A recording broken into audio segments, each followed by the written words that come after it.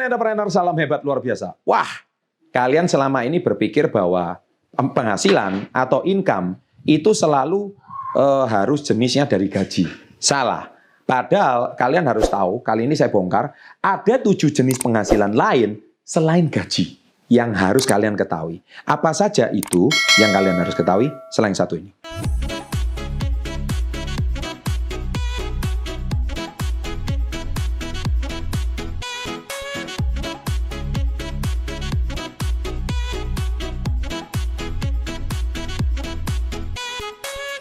Nah, sebelum saya bongkar apa saja jenis penghasilan selain gaji, padahal ada income-income yang lain, jangan lupa subscribe dulu, ya. Saya tunggu ya, 3, 2, 1, terima kasih. Loncengnya jangan lupa diaktifkan.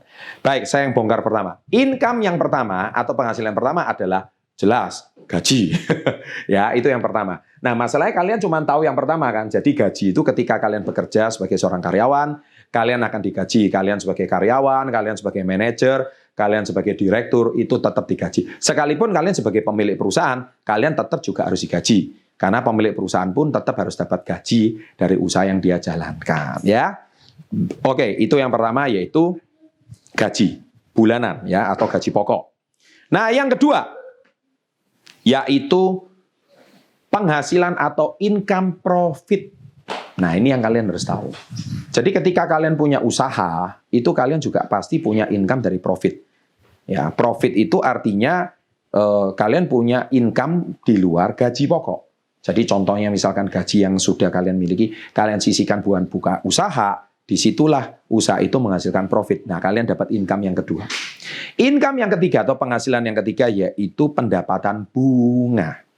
Ya, income bunga. Artinya apa? Kalau misalkan kalian dapat bunga dari yang kalian pinjamkan, contohnya Anda membuat koperasi atau kalian menabung deposito, itu kan kalian dapat bunga, interest, ya. Nah, itu jenis income yang ketiga. Jadi kalian dapatkan penghasilan juga dari hasil tabungan kalian, itu kalian dapat bunga. Yang keempat yaitu income dividen atau pembagian keuntungan. Misalkan Anda punya perusahaan besar, Anda punya profit. Nah, misalkan setengah tahun kalian dapat persen sesuai dengan kepemilikan saham. Perjanjian pembagian dividen artinya kalau kalian dalam waktu 1 tahun atau setengah tahun ada keuntungan, maka pembagian dividen atau pemilik perusahaan itu dibagikan sesuai dengan porsi pemegang saham. Ya, itu namanya pembagian dividen. Itu sangat jelas sekali. Nah, yang kelima yaitu rental income atau pendapatan sewa. Nah, jadi ini kalian harus tahu juga bahwa kenapa para miliarder itu mereka itu bisa kaya raya, karena sumber income mereka nggak cuma satu. Salah satunya hasil income mereka itu dapat dari pendapatan sewa. Contohnya Anda punya motor 3 nganggur. Ya lebih baik 3 itu kalian karyakan, jadi sewa 1 supir Gojek atau apa, bagi hasil. Nah, akhirnya kalian sebagai pemilik motor itu kalian juga bisa dapat penghasilan. Atau kalian punya mobil nganggur, kalian punya ruko nganggur, kalian punya apartemen nganggur, itu sama juga. Dari situ kalian juga dapat pendapatan sewa. Yang keenam, kalian dapat pendapatan royalti. Pendapatan royalti misalkan kalian hari ini, misalkan punya perusahaan, punya manajemen, nah dari situ kalian dapat hasilnya.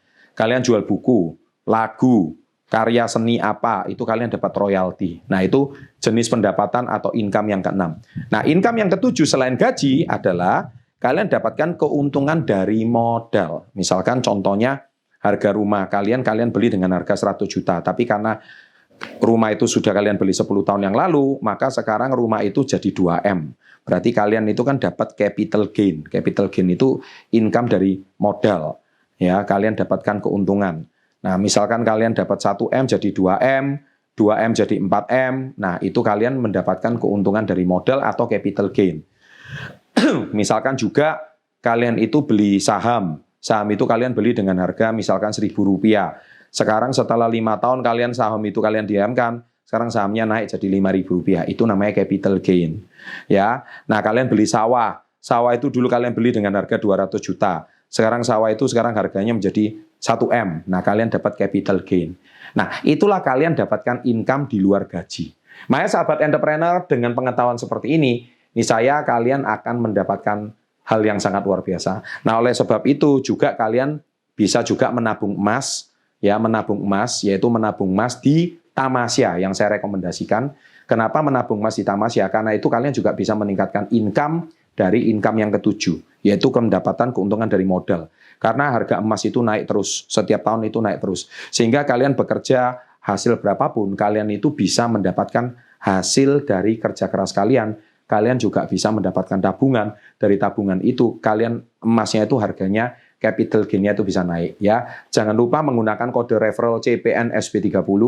Kalian lihat juga di kolom deskripsi, di situ kalian bisa dapat income yang ketujuh, yaitu capital gain. Dari situ niscaya hasil yang sudah kalian dapatkan itu akan sangat-sangat luar biasa. Oke, semoga kalian selain dari gaji, kalian juga bisa dapat 6 income yang lain. Niscaya kalian juga bisa jadi miliarder sebelum usia 30 tahun. Terima kasih sudah nonton video saya kali ini. Jangan lupa subscribe, jangan lupa komen. Semoga kalian semua sukses sebelum usia 30.